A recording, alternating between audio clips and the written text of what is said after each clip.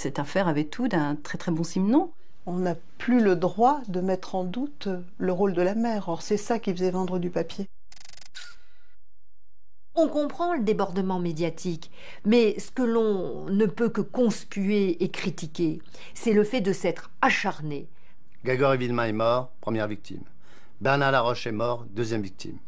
Troisième victime, la justice, puisque cette affaire est un gâchis extraordinaire. Secret de village, secret de famille, secret de vallée, tout est possible.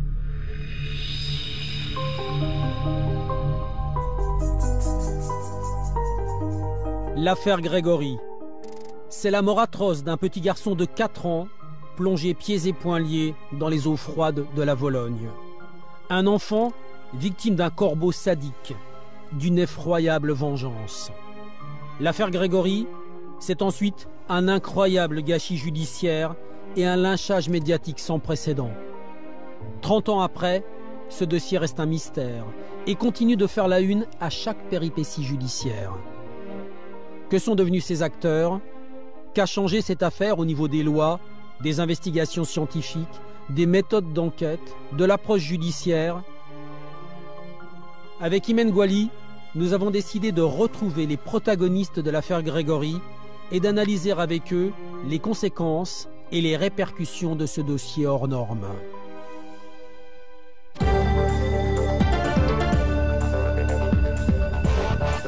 On ne saura sûrement jamais qui est l'auteur du meurtre de Grégory Villemain. 16 ans, presque jour pour jour, après que le garçonnet de 4 ans et demi ait été retrouvé ligoté et noyé dans une rivière des Vosges, les traces d'ADN qui auraient pu permettre d'identifier le corbeau ne sont pas interprétables. Tout commence à l'Épanche-sur-Vologne, un petit village des Vosges. Le 16 octobre 1984, peu après 17 h, Grégory Villemain, 4 ans, disparaît alors qu'il joue devant la maison de ses parents. Sa mère repasse du linge à l'intérieur. Personne n'a rien vu, rien entendu. Immédiatement, les gendarmes fouillent le village et ses alentours. Quelques heures plus tard, ils découvrent le cadavre de l'enfant dans la rivière de Dossel, un bourg voisin. On observe qu'il est attaché des pieds à la tête, c'est-à-dire les pieds, les jambes, les mains devant son corps, que la même cordelette qui l'attache passe également autour de son cou. Qui a pu jeter un enfant de 4 ans dans les eaux sombres de la Vologne? C'est un geste insensé. Grégory semble avoir été sacrifié au vu de tous. 2 photographes présents ce soir-là immortalisent cette scène insoutenable. C'est une première. Jamais la photo du cadavre d'un enfant n'avait été publiée en France. C'est aussi le début de la saga Villemain.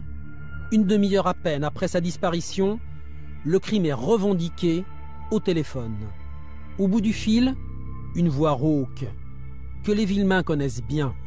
La famille très vite désigne le corbeau comme étant l'auteur du meurtre. Et donc on découvre qu'un corbeau a effectivement nui à la vie de la famille Villemain, au sens large, pendant les années précédentes. Un corbeau assassin. Dès le lendemain, l'affaire fait la une de la presse. Un journaliste parvient même à décrocher un scoop. Les confidences et les soupçons à chaud du père de Grégory, Jean-Marie Villemain, qui accuse. Jean-Marie Villemain, qu'est-ce qui vous en veut à ce point? Je ne sais pas. Je peux pas savoir. Jean-Marie Villemain, est-ce que vous pensez que le meurtrier, l'assassin de votre fils, vous le connaissez? Moi, je le connais. Et voilà que ce matin du 17 octobre, le père de Grégory reçoit une lettre postée la veille à 17h15 de l'Épanche-sur-Vologne. Le corbeau y revendique à une seconde reprise et par écrit cette fois-ci, le meurtre de Grégory. C'est un billet très court. La lettre dit textuellement ce n'est pas ton argent qui pourra te redonner ton fils, voilà ma vengeance, pauvre con. Les Villemains ont déjà reçu des centaines de courriers et d'appels du Corbeau. Cible de cet interlocuteur diabolique, Jean-Marie Villemain. Pour identifier l'assassin de Grégory, il faut donc découvrir qui se cache derrière le Corbeau. Tout le monde veut résoudre l'énigme. Les gendarmes et, fait rarissime, les journalistes aussi.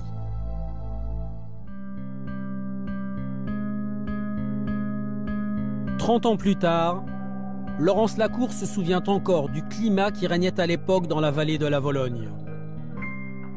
Laurence Lacour, dès le départ, cette affaire est une sorte de jeu pour les journalistes? C'était facile d'imaginer qu'on pouvait aider à résoudre l'énigme parce que les témoins étaient accessibles, les lieux étaient accessibles, donc tous les éléments ou presque étaient à la disposition des journalistes ou comme des gendarmes. Donc il suffisait de suivre ceci pour savoir qui allait être interrogé, de passer derrière eux et de rassembler ensuite les témoignages. On s'est aperçu à l'épreuve du temps que c'était évidemment pas aussi simple et que ça desservait évidemment plutôt l'enquête que ça ne pouvait la servir. Certains journalistes jouent même aux détectives, comme Jean Kerr, grand reporter à Paris Match, qui ne lâche pas les gendarmes d'une semelle et arrive parfois même avant eux. J'ai eu la chance de rentrer dans toutes les familles, le premier, je disais même aux gendarmes, « Ah ben j'ai eu de la chance, je suis arrivé avant vous. » Parce que les gendarmes, qu'est-ce qu'ils disaient aux familles? Ils disaient, « Ne parlez pas aux journalistes et donnez pas de photos. » Heureusement, j'étais passé avant les gendarmes. L'avocat des Villemains, Maître Garot, leur présente Jean Kerr comme un homme de confiance. Christine et Jean-Marie l'accueillent donc chez eux, sans se méfier. Ils ouvrent la porte, ils ouvrent la lumière. Et moi, j'ai une idée, d'un seul coup, je dis, est-ce que je pourrais voir la chambre de l'enfant? Et Jean-Marie me regarde comme ça en disant, qu'est-ce qu'il veut celui-là? Il est gonflé. Et il y a Garot qui fait, oui, on voudrait la voir. Et je vois encore la main de Jean-Marie qui déverrouille la porte. Et je dis à Jean-Marie, Jean-Marie, vous permettez, je voudrais faire une photo. Il regarde Christine et il me dit, dépêchez-vous, faites vite alors. Après on est rentré dans la cuisine, on a discuté un petit peu, j'ai dit maintenant vous avez des photos parce que pour Paris Match on aimerait avoir des belles photos. Alors tout le monde s'est mis à fouiller dans les tiroirs, dans les boîtes à carton, les boîtes à chaussures. Et ils ont déposé les photos et je les ai choisies. Et j'ai pris 32 photos. C'était un trésor, on peut appeler ça un trésor de guerre.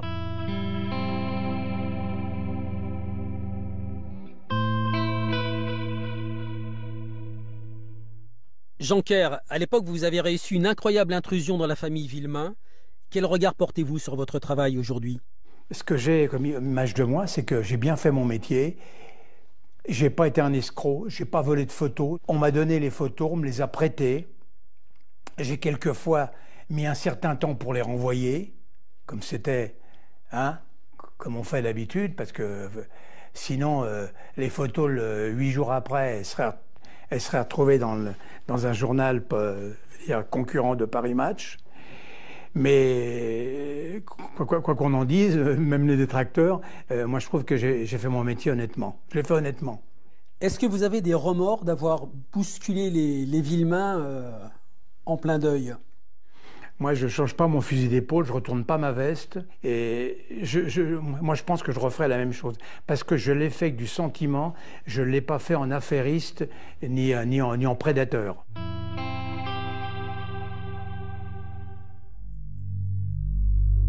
Pendant ce temps, les gendarmes tentent toujours d'identifier le Corbeau. Ils savent que ce genre d'individu se délecte souvent à observer la réaction de ses victimes. Les grands-parents de Grégory sont ceux qui ont reçu le plus d'appels et de lettres anonymes. Ils habitent un village voisin, Aumonzay. Le Corbeau est peut-être tout près. Nous avons eu connaissance par les experts que le Corbeau était quelqu'un de géographiquement proche des gens qu'il visait, c'est-à-dire la famille d'Albert Villemain. Et c'est ainsi que, indirectement, on est arrivé à Bernard Laroche. Bernard Laroche, un cousin germain de Jean-Marie Villemain, marié et père d'un petit garçon du même âge que Grégory, Sébastien. Les gendarmes soumettent Bernard Laroche à une dictée pour comparer son écriture à celle du corbeau. À l'issue, les experts la jugent intéressante. Et puis, sur l'une des lettres, il y a les empreintes d'une écriture tracée auparavant sur le même bloc, ce que l'on appelle un foulage. Et ce foulage laisse apparaître distinctement un L et un B. Et lorsqu'on superpose le L et le B gravé dans la lettre du corbeau avec la véritable signature de Bernard Laroche, ça colle. Le lendemain, Bernard Laroche est interpellé, mais l'homme nie. Alors au bout de 24 heures, il est relâché. Mais voilà que sa belle-sœur, Muriel Boll, une collégienne de 15 ans, fait des révélations aux gendarmes. Après plusieurs heures d'interrogatoire, elle explique que c'est bien Bernard Laroche qui a enlevé le petit Grégory. Muriel avoue que Bernard Laroche est venu donc la chercher à la sortie du collège, mais qu'ensemble, ils sont partis à l'éponge et qu'elle l'a vu enlever le petit Grégory. Les gendarmes retournent aussitôt chercher Bernard Laroche. Il est arrêté de manière incroyable, face caméra. Là, ce jour-là, et cette image-là qui va rester, on a fabriqué un coupable. Bernard Laroche devient publiquement l'assassin de Grégory. Les journalistes trouvent même le mobile, la jalousie. Bernard Laroche en veut aux Villemains parce que leur famille a réussi mieux que la sienne. Et puis, les Villemains avaient un enfant rayonnant, alors que celui des Laroche est un petit garçon fragile.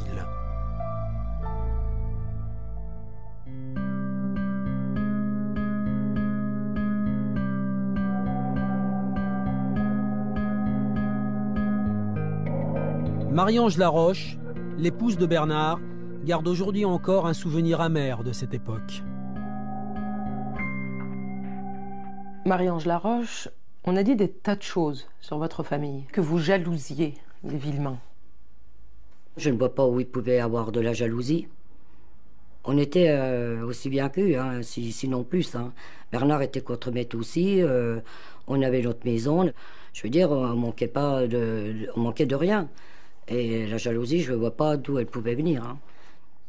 On a aussi parlé à l'époque de la santé de votre petit garçon, Sébastien, et de la jalousie que vous auriez pu porter à l'égard de Grégory, qui lui était un petit garçon du même âge, bien portant. Quand on arrive à ces propos, c'est vrai que ça me met un peu sur les nerfs, parce que Sébastien est un enfant comme tout le monde, fragile. Fragile, oui, mais je veux dire, il faut qu'on arrête, quoi. Avec ça, parce que Sébastien a été élevé comme un garçon normal, c'est un gosse normal, quoi. Comment est-ce que vous avez vécu toutes ces accusations? On a du mal, ça fait 30 ans bientôt, et on vit avec ça pratiquement tous les jours, quoi. Je veux dire, ça nous poursuit, ça nous suit, quoi. On sort pas idem avec tout ça. À ce moment-là, Marie-Ange ne le sait pas encore, mais sa vie est sur le point de basculer. Son mari, Bernard Laroche, est inculpé pour l'assassinat de Grégory Villemain. Dès le lendemain, coup de théâtre, Muriel Boll se rétracte, là encore, devant les journalistes. Ils ont dit qu'ils me placeraient dans une maison de correction. Que si je disais pas ça au juge, qu'ils me placeraient dans une maison de correction.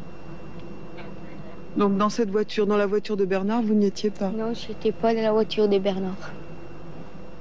J'ai jamais été sur l'éponge, tout ça. Où le gosse a été noyé, j'ai jamais été là. Bernard est innocent. Mon beau-frère, il est innocent. Jamais été avec mon beau-frère.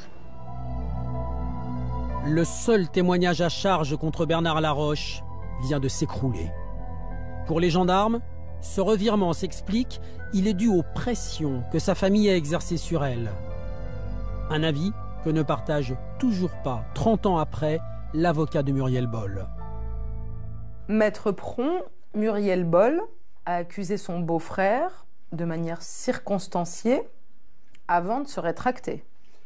Madame, vous faites allusion à une mise en scène, le procès-verbal de cette garde à vue, est en soi la preuve de tous ces mensonges, car ce n'est pas la façon dont s'exprime une gamine de 15 ans, en plus en retard scolaire, comme elle était en 4e, mais c'est un langage de gendarme. Pour vous, maître Muriel Boll, ces aveux, on lui a soufflé. On ne les a pas soufflés, on les a écrits à sa place. Elle n'a rien dit du tout. Ils ont été purement et simplement fabriqués. Et qu'on lui a dit, de toute façon, ton beau-frère a tout avoué. Elle a dit, mais où sont ces aveux? Ah, ils sont chez le juge d'instruction. On a menti. Alors, je vous indique qu'aujourd'hui, la garde à vue, dans de telles conditions, est impossible. Elle serait illégale. Muriel Boll a-t-elle subi des pressions pour se rétracter et pour retirer ses accusations contre Bernard Laroche? Muriel Boll n'a pas subi de pression quelconque. C'est quand elle a appris la chose et qu'elle a vu les caméras se tendre vers elle, elle a dit mais non, elle pleurait, elle a dit je ne suis jamais allée à l'épanche. Et du coup, sa mère lui a dit eh bien, voilà, il faut aller devant le juge d'instruction et confirmer tout ça. Elle est allée librement.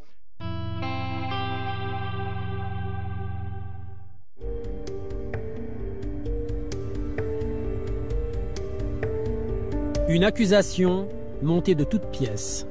C'est aussi la thèse de Gérard Welzer, l'avocat de Bernard Laroche, pour qui les gendarmes puis les journalistes ont fabriqué un coupable parfait.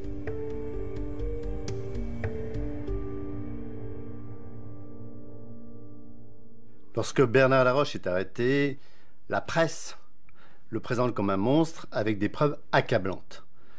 En fait, dans le dossier, il y a un élément qui est l'audition de Muriel, qui vient l'accuser de différentes choses, vient dire « il était avec moi, il y avait son fils Sébastien, on a été chercher Grégory », c'est-à-dire qu'il manquait plus que le gyrophare, et ils y vont à 4 pour enlever un enfant. Donc, il n'est pas coupable, mais il faut un coupable. C'est là qu'on va s'intéresser à Christine Villemain. Des soupçons vont se polariser sur la mère de Grégory Villemain, parce que dans le premier mois d'enquête, plusieurs collègues de travail de Christine Villemain viennent déclarer qu'elles ont vu Christine Villemain en train de poster une lettre à la poste de l'Épanche-sur-Vologne le 16 octobre 1984 au soir, sachant que le 17 octobre 1984, Jean-Marie Villemain a reçu une lettre revendiquant la mort de Grégory Villemain. Ce serait donc Christine Villemain qui aurait posté la lettre de revendication du crime. Avec ces témoignages des filles de la Poste, tous les objectifs se braquent maintenant sur elle. Et si c'était la mère? La rumeur enfle, c'est l'incroyable, l'impensable accusation. On vend mieux le crime d'une mère que la jalousie d'un cousin. Ça doit être... c'est tout bête. Et qu'importe d'ailleurs si le témoignage des filles de la Poste n'est pas corroboré par l'enquête. Nous avons donc entendu et réentendu à plusieurs reprises donc Christine Villemain, qui a toujours eu une réaction tout à fait claire, hein, qui a dit, premièrement, elle se trompe. Je ne portais pas les habits qu'elle décrivent ce jour-là, sans quoi elle avait raison. Deuxièmement, elle a affirmé que la veille, c'était la veille qu'elle était allée à la Poste. Et elle nous a dit, j'ai envoyé telle et telle lettre la veille. Nous avons fait des recherches. Nous en avons retrouvé une des deux, un catalogue. La deuxième n'a pas été retrouvée. Mais bref, elle a répondu de manière tout à fait logique et claire. Pourtant, Jean-Michel Lambert, le juge d'instruction que la presse surnommera bientôt le petit juge, fonce dans la même direction que les journalistes. Il abandonne la piste Laroche et désigne de nouveaux experts en écriture, qui contredisent formellement les précédents. L'écriture du Corbeau n'est pas celle de Bernard Laroche. 3 mois plus tard, il est libéré, même s'il reste inculpé d'assassinat. Bernard Laroche rentre donc chez lui et retrouve sa femme et son fils, toujours devant les caméras, dans une mise en scène savamment orchestrée. Vous êtes innocent? Oui, je suis innocent. Ça, je peux le dire à n'importe qui. Je suis innocent. J'espère que le vrai coupable sera trouvé un jour. Est-ce que vous savez qu'il y a des gens qui vous en veulent? Ouais, je m'en doute. Oui.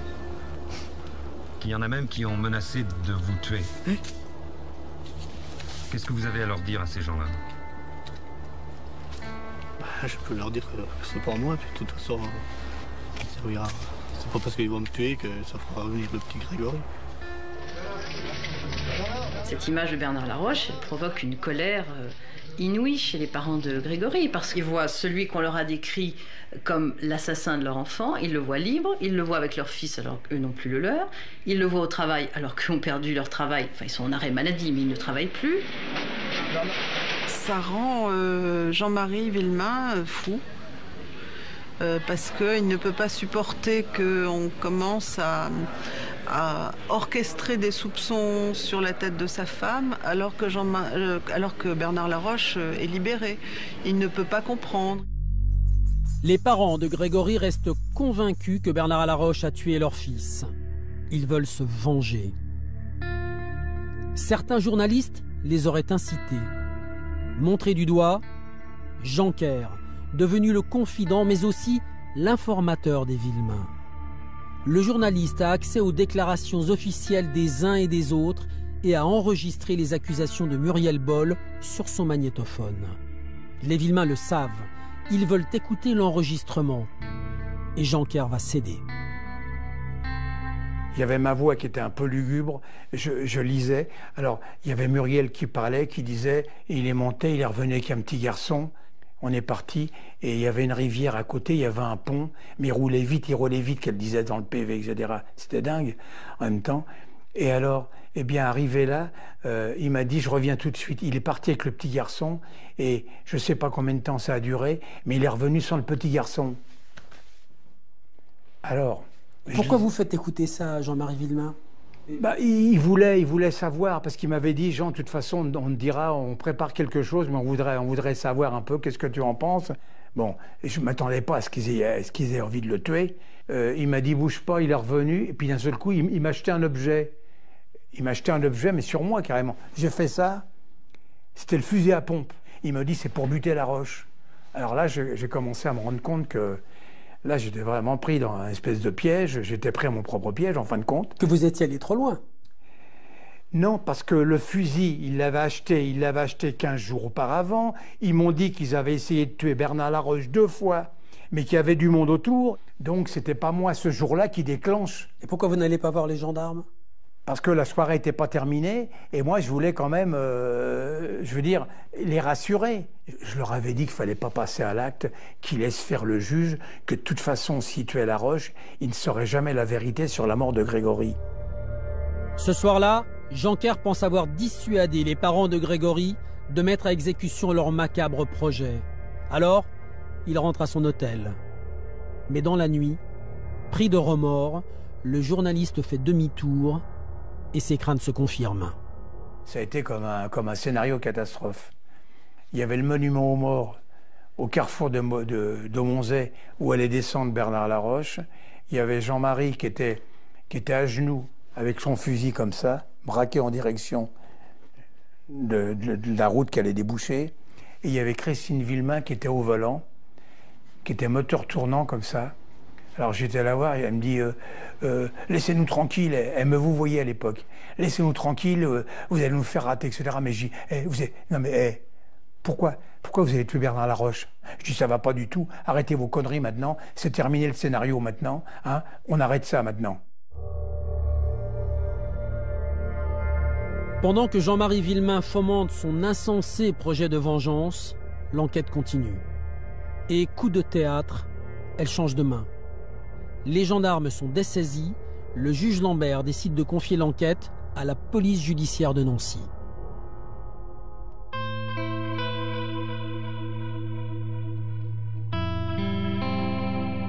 Colonel Sesma, comment s'est passée la collaboration avec les policiers qui ont repris l'enquête? En fait, il n'y a eu aucune collaboration avec la police. Aucune collaboration, ils ont refusé de travailler avec nous, ils ont refusé tout contact, ils sont partis en prenant tout notre travail à contre-pied, tout ce qui allait dans le sens de Bernard Laroche était démonté, ne les intéressait pas, et ils se sont focalisés vraiment à 200% sur la thèse Christine Villemain. Le juge Lambert souhaite désormais inculper Christine Villemain. Mais les journalistes vont encore le griller. Ce sont eux qui vont divulguer l'information. La mère de Grégory, qui est enceinte d'un nouveau petit garçon, apprend son inculpation à la radio. Un choc qui la conduit droit à l'hôpital. La jeune femme risque de perdre son deuxième enfant. Fou de douleur, Jean-Marie Villemain, toujours persuadé que l'assassin est Bernard Laroche, fonce l'attendre devant chez lui. Un nouveau drame va se nouer dans la vallée de la Vologne. Ce 29 mars 1985, Bernard Laroche rentre avec sa femme et son fils, et lorsqu'ils descendent de voiture... Juste avant de refermer ma portière, j'ai entendu des pas lourds, quoi. Je me suis retourné et c'est là que j'ai vu Jean-Marie Villemain avec le fusil.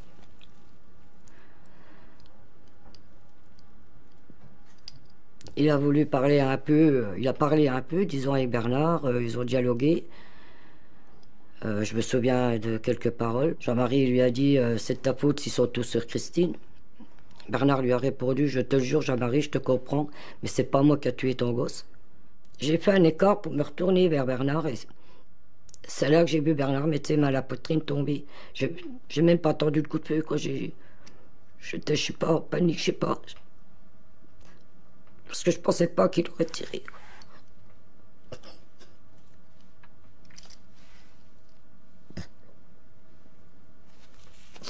Puis Sébastien était derrière la porte, il était là quand son père est tombé et il hurlait. Il hurlait, il s'était mis sur son père, il disait « enlève-moi ça, enlève-moi ça », il était plein de sang.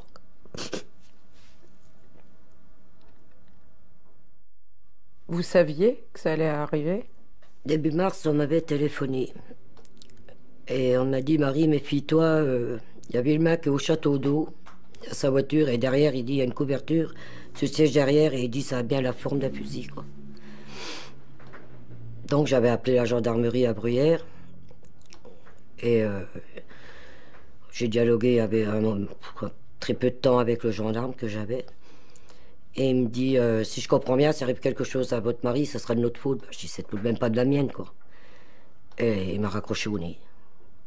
Et la semaine d'après, ça recommençait, quoi. On me téléphonait, on a même appelé ma sœur en lui disant qu'il fallait faire attention à Bernard, le protéger, parce que Villemain guettait autour de la maison, quoi.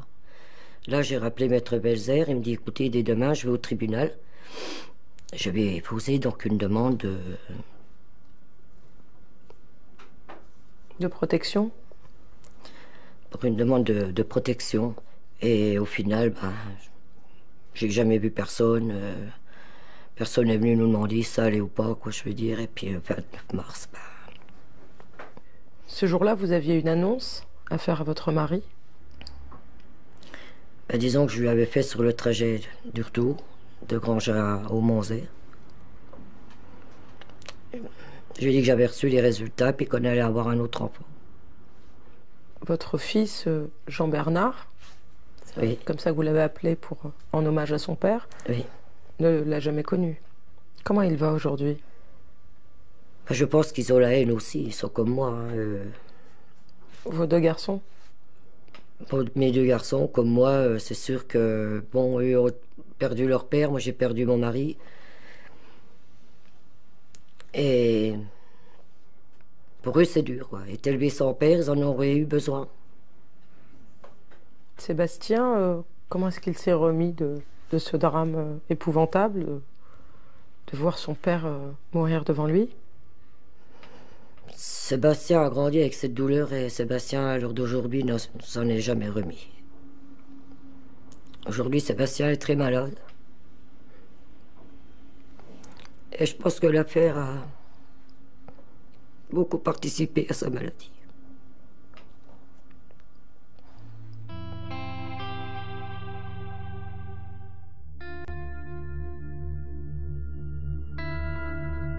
Bernard Laroche est mort assassiné moins de 2 mois après sa sortie de prison. Ni coupable, ni innocent. L'échec est sévère pour la justice qui n'a rien fait pour éviter le drame. Et pour les journalistes dont certains auraient largement contribué à le provoquer. Jean-Marie Villemain a finalement mis son projet macabre à exécution. Il a tué son cousin Bernard Laroche. Est-ce que vous vous êtes senti responsable quand vous l'avez appris? A posteriori, évidemment, quand j'ai entendu... moi, j'étais à Petit-Mont, dans le village natal de Christine Villemain. J'enquêtais d'ailleurs. Et j'ai entendu un flash qui disait, un flash spécial de RTL qui disait Jean-Marie Villemain a abattu son cousin germain Bernard Laroche. Et j'ai appelé le journal. Et le journal m'a dit attends, on a un appel qui nous dit que, un quart d'heure après évidemment, que les flics te recherchent parce qu'ils veulent t'entendre pour la première tentative d'assassinat de Bernard Laroche. Alors je leur ai dit qu'est-ce que je fais? J'y vais, je rentre, ils m'ont dit non, tu vas le planquer dans un hôtel et tu vas écrire ton papier sur la fameuse nuit du cauchemar que tu as vécue. La nuit du cauchemar, c'est la nuit où vous empêchez Jean-Marie Villemain de tuer Bernard Laroche. Absolument. Vous les avez quand même chauffés, les Villemain, ils étaient fragiles. Est-ce que vous n'avez pas une responsabilité dans la mort de Bernard Laroche? Non, mais tout le monde, vrai, j'ai une responsabilité. Ils n'avaient pas besoin de moi. Bon, peut-être que je suis un peu le détonateur quand même, c'est certainement. Mais moi, j'ai pas pensé qu'ils passeraient à l'acte. Je pensais que Lambert allait faire son boulot, c'est tout, et qu'il serait protégé. Il n'a pas été protégé, ni les gendarmes, ni le CRPJ. Ils sont arrivés comme les carabiniers. Tout le monde est arrivé en disant bah oui, on le savait. Tout le monde le savait. Personne n'a rien fait. Jean-Marie Villemain est incarcéré pour le meurtre de son cousin. Sa femme, Christine, se retrouve donc seule face aux soupçons des policiers et du juge. Seule face aux accusations des journalistes qui se divisent en deux clans, pour ou contre la mère de Grégory. Les articles deviennent des tribunes. Ah oui, c'est une ambiance de guerre civile. Ça va peut-être vous paraître un peu fort comme terme. C'est une ambiance de... on se haït.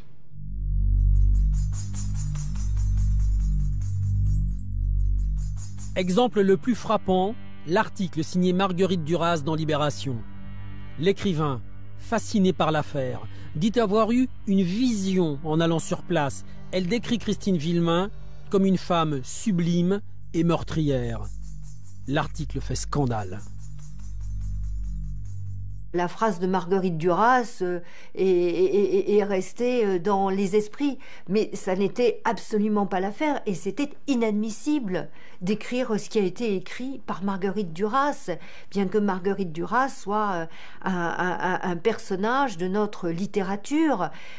Il n'en demeure pas moins qu'il y a des choses qu'on ne peut pas dire et qu'on ne peut pas écrire. Ça arrange tout le monde, ça arrange les fantasmes et les constructions délirantes de tout le monde, que ce soit elle. Eh bien, ça sera elle. Et puis, si elle en crève, on n'en a rien à foutre, quoi. Retour à l'enquête. Voilà que de nouvelles expertises en écriture désignent Christine Villemain comme le corbeau. Aussitôt, la jeune femme est emprisonnée. Enceinte de 6 mois, Christine Villemain entame une grève de la faim et tente même de se suicider. Elle sera libérée 11 jours plus tard. Le temps pour la justice de reprendre ses esprits et de faire le bilan. Il faudra pourtant 7 longues années avant qu'un non-lieu soit rendu en faveur de Christine Villemain, avant que la jeune femme soit officiellement blanchie du meurtre de son fils. Christine Villemain était innocente, puisque c'est un arrêt, on dit historique, qui n'a pas été rendu comme sont rendus les non-lieux pour absence de charge suffisante, mais pour absence de charge. C'est-à-dire que tout ce que les services de police judiciaire avaient estimé devoir retenir pour charge, je crois qu'il y en avait 25, une par une, ont été reprises dans le supplément d'information, ont été démontées et ont été annihilées.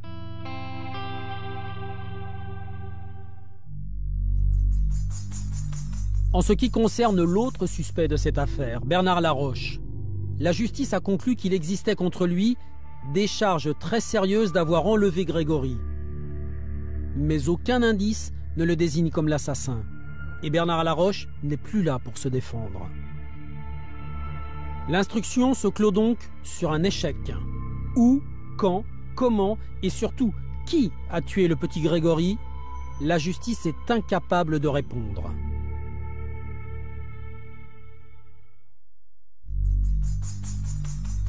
Les Villemain n'abandonnent pas pour autant.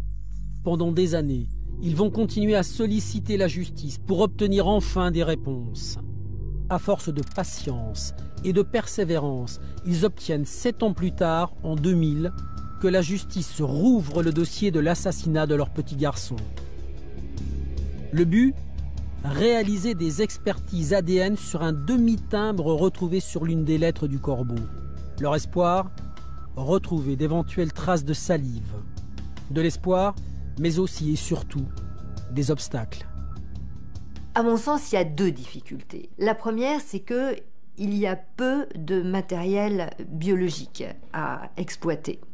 La seconde, qui est aussi non négligeable, c'est que beaucoup de personnes ont touché les objets sous scellés.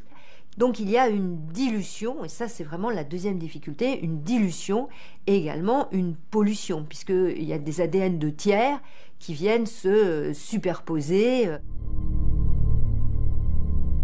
Finalement, ces expertises ADN ne donnent rien. Aucune empreinte génétique ne peut être extraite de ce timbre. Pendant ce temps, d'autres procédures sont engagées, cette fois-ci par le clan Laroche. Sa famille poursuit la justice pour faute lourde. Bernard Laroche n'aurait jamais dû mourir. Il aurait dû être protégé. Une négligence reconnue par la justice 16 ans après son assassinat, en 2001. L'État a été condamné pour faute lourde. On a effectivement constaté que les circonstances qui ont abouti à l'assassinat, puisque c'est une préméditation de Bernard Laroche par Jean-Marie Villemain, sont une chronologie de défaillances successives judiciaires. Les gendarmes, en définitive, donnaient un laissez-passer ou un permis de tuer à Villemain, tout simplement. Marie-Ange Laroche, plusieurs années après, vous avez obtenu que l'État soit condamné pour le manque de protection de votre mari. C'était important pour vous? Oui, moralement, oui, c'est sûr que ça prouvait quand même qu'il y avait d'une certaine façon, comment vous dire, des erreurs, quoi, qui n'ont pas fait ce qu'il fallait faire, quoi. Qu'est-ce que vous auriez aimé qu'il fasse? Que la justice fasse? Dans un premier temps, bien démontrer que Bernard, s'il a été remis en liberté, c'est qu'il était innocent. Ça, c'était important à faire. Ce qui n'a pas été fait, quoi. Vous avez encore de la colère? Oui. Contre qui? Contre tous ceux qui ont participé à cette affaire. C'est-à-dire? Médias, gendarmerie, procureur, juge. Et Jean-Marie Villemain? Oui, surtout Jean-Marie Villemain. Surtout lui, oui. Aujourd'hui, vous arrivez à comprendre son geste? Non. Non, même avec le recul, non. Je comprends pas. Non. Ce serait trop facile de prendre le fusil puis d'aller tuer. Non. Vous pensez que vous pourrez lui pardonner un jour? Jamais. Jusqu'à ma mort, jamais je lui pardonnerai. Jamais. Je ne dis pas qu'il n'a pas souffert, ça c'est sûr. Ça doit être terrible de perdre un enfant, ça, je le conçois. Mais il ne faut pas qu'il oublie qu'il nous a détruits aussi. Hein.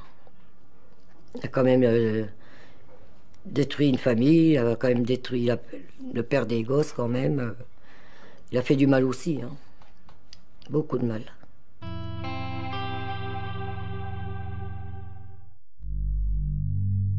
De leur côté, les Villemain veulent eux aussi obtenir que l'État reconnaisse ses erreurs.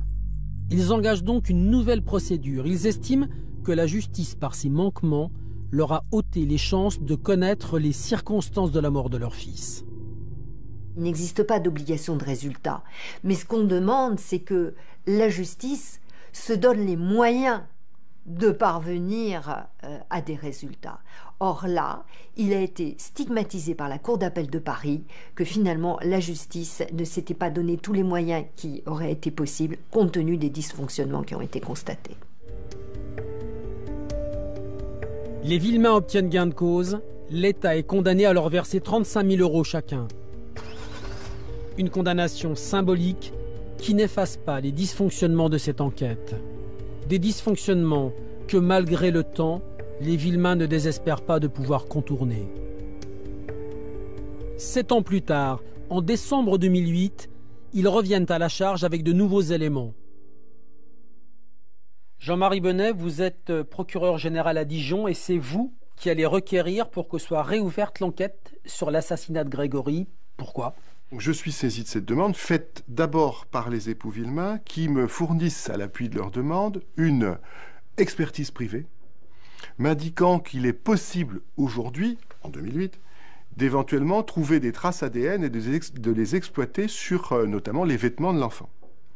Au vu de cette expertise privée, je décide de faire une première investigation qui est confiée à un laboratoire et qui me dit il est possible d'exploiter les scellés sur le plan de l'ADN.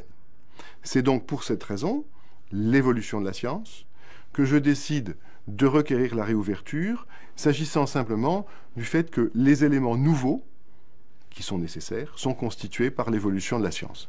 Alors, vous allez décider de faire procéder à de nouvelles analyses. Sur quel scellé ?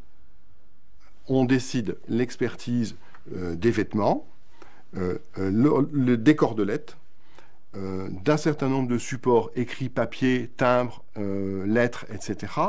Mais notre idée première et initiale, c'était de se tenir au plus près de la scène de crime.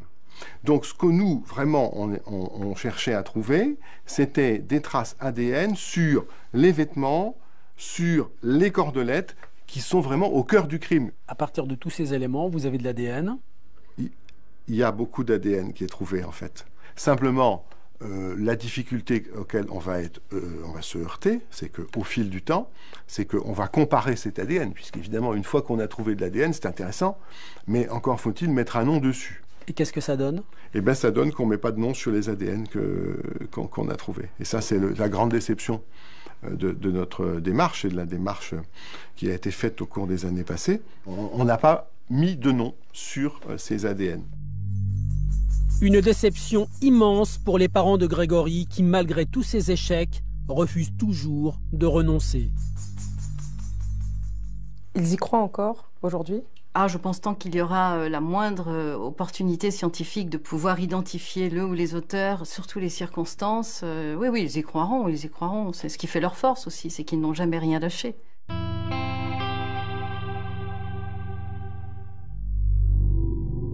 Mais côté Laroche, pas facile de subir ce feuilleton judiciaire et médiatique. Maître Welser, comment vivez-vous chacune des réouvertures du dossier ? À chaque réouverture du dossier, on présente les images de Bernard Laroche en bleu de travail menotté, et donc il y a une présomption de culpabilité. Et un mort, c'est tellement facile de le charger. Donc à chaque réouverture de dossier, pour Marie-Ange, c'est dramatique. Une des dernières réouvertures du dossier, la presse a encore titré « La semaine décisive ». Il faudrait peut-être se rendre compte qu'au bout de 30 ans, il n'y a pas de semaine décisive, malheureusement. Grégory Villemain est mort, première victime. Bernard Laroche est mort, deuxième victime. Troisième victime, la justice, puisque cette affaire est un gâchis extraordinaire où on ne connaîtra, je crains, malheureusement, pas la vérité compte tenu de tous ces gâchis. À chaque fois, ce sont de nouvelles suspicions sur Bernard Laroche. Jusqu'à chaque fois, ce sont des prétendues suspicions. On dit l'ADN et tout le monde, certains se disaient on va retrouver peut-être l'ADN de Bernard Laroche. Non, il était innocent. On l'a pas retrouvé. On l'a comparé. C'était pas le sien. Et la pauvre Marie-Ange ne peut pas faire ce travail de deuil. C'est toujours refaire du mal, retourner le couteau dans la plaie à chaque fois pour rien, quoi, en fait. Vous aimeriez qu'on sache enfin ce qui s'est passé ? Oui, j'aimerais bien savoir, oui. Vous ne craignez pas que la vérité amène vers votre mari, Bernard Laroche ? Non, je le crains pas, puis je le craindrai jamais, puisque c'est pas lui. Ça, c'est sûr que c'est pas lui. Quelle est votre vie depuis ce drame ? Ma vie a été difficile à se reconstruire. Forcément, j'ai pas retrouvé de travail tout de suite. J'ai voulu essayer de refaire ma vie. Bon, ça n'a pas collé. Après, le pire de tout ça, c'était de retrouver du travail, quoi. Mais bon, les portes se refermaient à chaque fois. Hein. Pourquoi, à votre avis ? J'étais la veuve de Bernard Laroche, tout simplement. Aujourd'hui, vous avez fini par retrouver du travail? Oui, j'ai un emploi. Je suis agent d'entretien. Vous vivez toujours dans la région? J'habite toujours dans les Vosges, oui, et je vois pas pourquoi que j'en partirais. J'ai rien à me reprocher. Votre sœur, Muriel Boll, vous êtes toujours en contact avec elle? Non, ma sœur, je ne la côtoie pas, je vais pas chez elle, elle vient pas chez moi. Si on se voit, bon, ça va être entre deux portes quand je sors du magasin, ou voilà, mais ça en reste là, quoi. Vous pensez qu'elle a des secrets, encore aujourd'hui? Je ne pense rien du tout.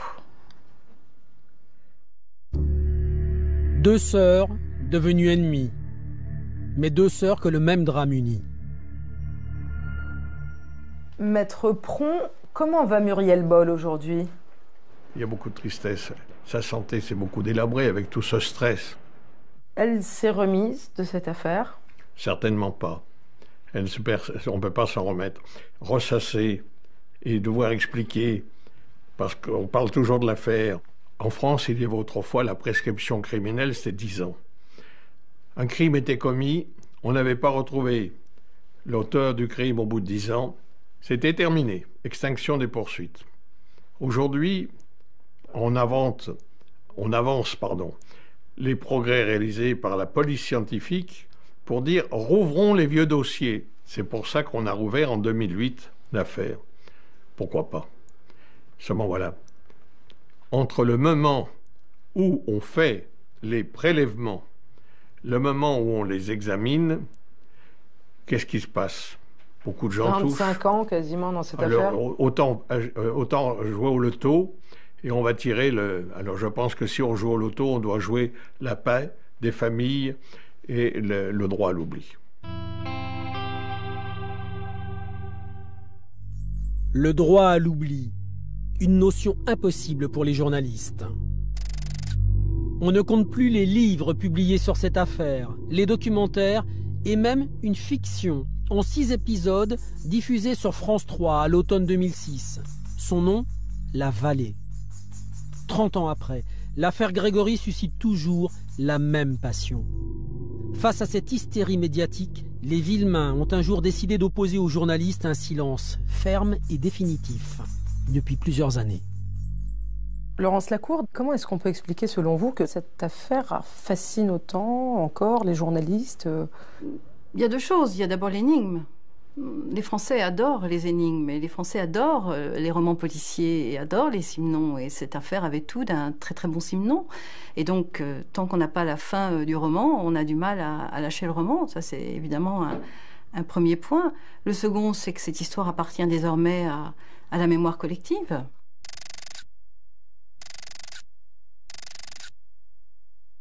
Les Villemains ne veulent plus s'exprimer aujourd'hui. Pourquoi ce silence?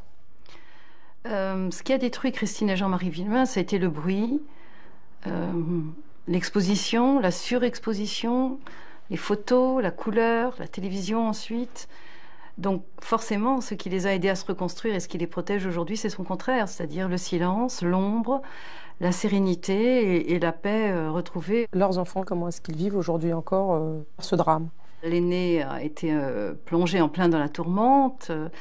Dans le ventre de sa mère, il a connu la prison. Néanmoins, il s'est très très bien construit ensuite. Et puis les deux suivants sont arrivés après et ont une vie beaucoup plus paisible, beaucoup plus sereine. Et ce qui les a sauvés, je pense, c'est évidemment l'amour et la solidité de leurs parents.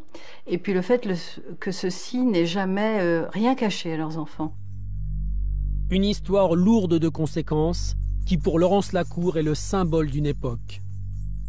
Alors pour moi, c'est une affaire qui est très emblématique, voilà, des années dans lesquelles elle a été la plus forte, c'est-à-dire 84, 85, 86. Ce sont vraiment les années charnières où la France bascule d'une époque à une autre qui est celle d'aujourd'hui. Elle se passe en Lorraine, cette affaire. C'est quand même une région qui a été porteuse d'une histoire qui était encore très présente. Elle se passe dans un contexte socio-économique très révélateur de l'avenir. En tout cas, on peut le deviner. La crise du textile qui frappe de plein fouet les Vosges avec les premières délocalisations. C'est tout un effondrement d'une économie qui était une économie sûre sur laquelle on pouvait se reposer. Grégory, lui, à l'inverse, il incarne cette France que j'appelle du bébé Cadom.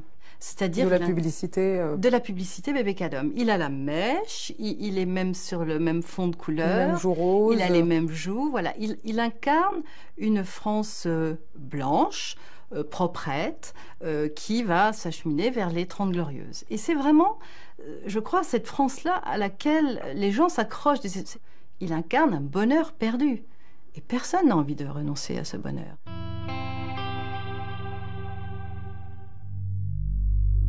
Un bonheur perdu à jamais.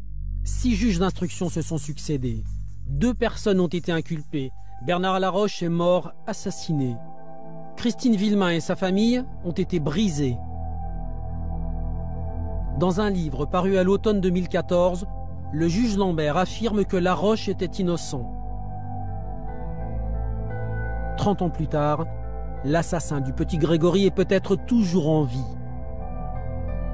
La justice française s'est finalement noyée dans la Vologne.